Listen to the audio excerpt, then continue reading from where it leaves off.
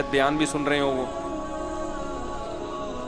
UK میں جو specialist doctor ہیں نا ان کو پڑھاتے ہیں وہ. اس سے اندازہ لگائیں کہ وہ کتنے بڑے ڈاکٹر ہوں گے. تو وہ ملاقات کے لیے آئے کہ تو وہ آئے تھے مجھ سے کچھ پوچھنے کے لیے. ہم نے کہا جب اتنے بڑے ڈاکٹر ہیں تو بجائے ہم سے پوچھیں ہم ہی پوچھنا شروع کر دیں. سوچا ہوگا تو لینے کے دینے پڑ گئے. میں نے ان سے ویسے ہی کچھ نالج حاصل کی. میں نے کہا یہ کینسر کی بیماری کی بنیادی وجوہات کیا ہوتی ہیں. کچھ نالج میرے پاس تھی جو میں شیئر کرنا چاہ رہا تھا ان سے. تو انہوں نے بھی وہی بات کی جو عام طور پہ سب کہتے ہیں کہ سب سے بڑی وجہ کینسر کی موٹاپا ہے. موٹاپے کا مطلب کیا؟ آپ اپنی ضرورت سے زیادہ کھا رہے ہو. اس زمانے میں ہر آدمی اپنی ضرورت سے زیادہ کھاتا ہے. ہماری ضرورت رمضان میں پتہ چل جاتا ہے ہمیں کتنی. کئی بار میں نے خود نوٹ کیا کہ بسا اوقات سحری کا ٹائم کم ہوتا ہے, 2-4 کھجوریں کھا کے پانی پیتا ہے انسان اور پورا دن چلتا ہے بڑے آرام سے. اور پھر جب افطاری میں بیٹھتے ہیں 2 پکوڑے پیٹ میں جاتے ہیں.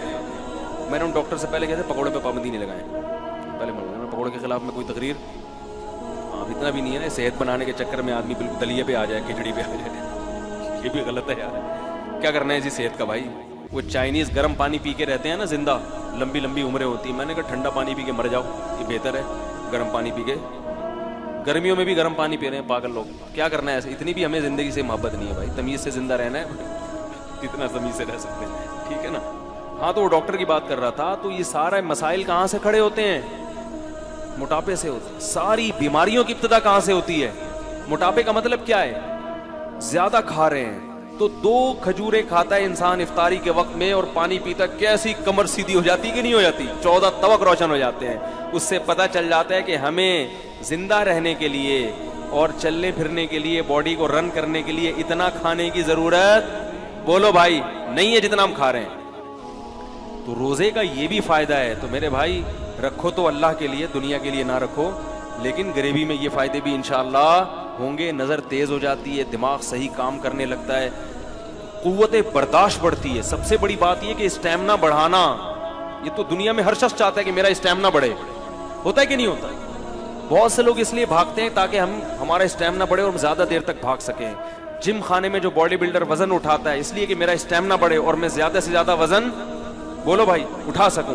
اسی طرح یہ بھی تو اسٹیمنا ہے کہ زیادہ سے زیادہ بھوکا رہ سکیں. اور یاد رکھو اللہ نے ہماری باڈی کو ایسا بنایا ہے کہ جس چیز کی عادت ڈالو باڈی اس کے لیے تیار ہو جاتی ہے. کم کھانے کی عادت ڈالو گے نا باڈی اسی حساب سے اپنے آپ کو سیٹ کر لے گی. ٹھیک ہے اب اسی پہ آ گیا ہوں. جیسے گیس پہ گاڑی لے آؤ نا, ایک دفعہ گاڑی گیس پہ سیٹ ہو جاتی ہے, پیٹرول پہ جھٹکے لیتی ہے پھر وہ, ٹھیک ہے. پیٹرول پہ سیٹ ہے تو گیس پہ لانے میں تو بالکل باڈی کا ایسا ہی ہے. باڈی کو پراٹھوں پہ سیٹ کر لو تو پراٹھے پہ سیٹ ہو جائے گی وہ. کافی چائے پہ سیٹ کر لو تو بوتلوں پہ کر لو, برگر پہ کر لو تو برگر پہ. اور اگر ان فضول چیزوں سے بچ کے کم کھانے پہ اچھی خوراک پہ سیٹ کر لو گے تو باڈی اسی حساب سے اپنے آپ کو سیٹ کر لے گی.